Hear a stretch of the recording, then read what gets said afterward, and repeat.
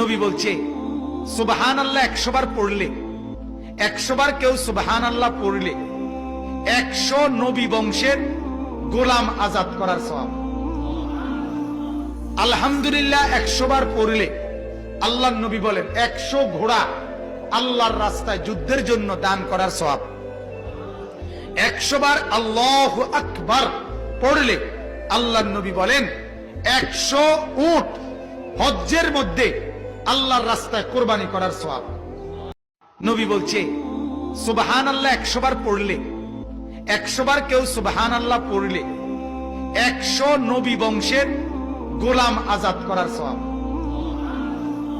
আলহামদুলিল্লাহ 100 বার পড়লে আল্লাহর নবী বলেন 100 ঘোড়া আল্লাহর রাস্তায় যুদ্ধের জন্য দান করার সওয়াব। 100 বার আল্লাহু আকবার পড়লে আল্লাহর নবী বলেন